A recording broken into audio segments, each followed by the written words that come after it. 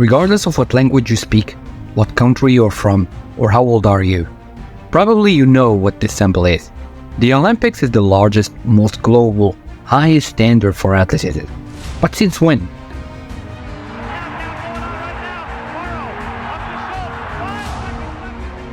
First, you need to subscribe.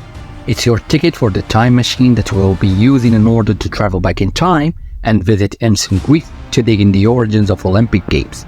So hop in, and off we go. The Olympics started back in 776 BC in Greece, but it was not quite our usual Olympic Games. Athletes would perform in the nude and fight to death, and it was done in the name of pagan gods.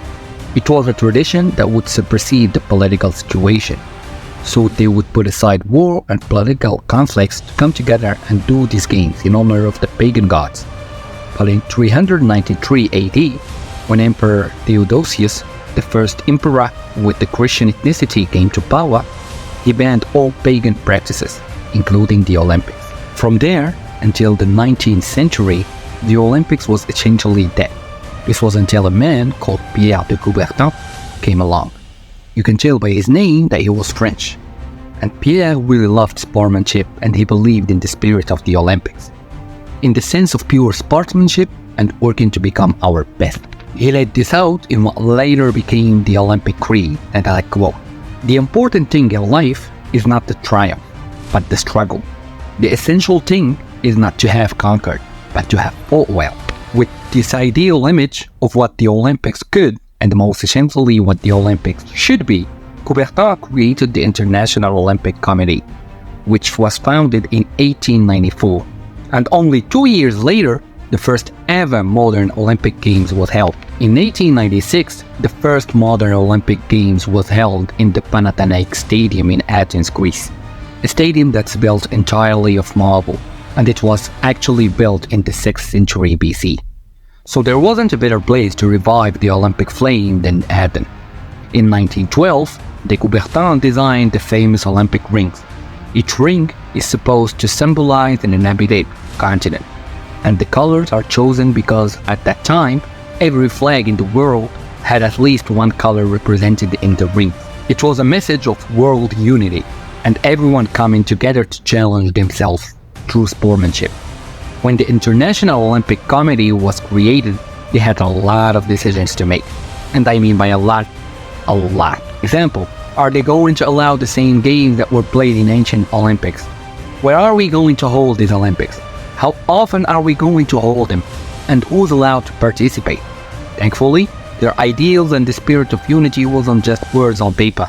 And as early as 1900, women athletes and black athletes were allowed to participate in the games. In the 1960s, the Paralympics were created for athletes with disabilities. And as recent as 2016, a refugee team was created for those athletes who are also refugees. Another way to push the agenda of unity and sportsmanship was not to allow professional athletes to play. So it wasn't until 1986 that professional athletes were allowed to perform in the Olympic Games. For example, in the 1912, there was an athlete named Jim Thorpe who won 2 gold medals. But later on, he got stripped from it because it turned out that he played professional baseball.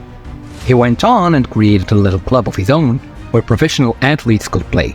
Later on, it was called the NFL. Life really works in a weird way sometimes. While the games themselves are really inclusive, the events and the organization has been used to push political propaganda. For example, in 1936, the Olympics were held in Berlin, which was Nazi Germany at that time. Hitler wanted to use the games to maintain his ideas of a superior race. This backfired a bit when Jesse Owens, a black US athlete, won 4 gold medals for his running, and all Hitler could do in response was refuse to shake his hand. Only 20 years after World War II, in 1964, the Olympics were held in Japan. This marked Japan's emergence from the war as not an enemy, but a peaceful country.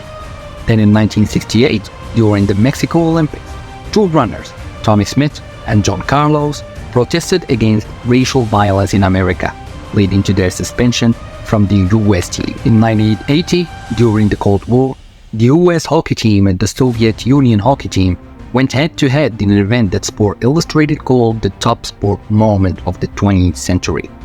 The modern Olympics has been held in 43 different cities across 5 different continents.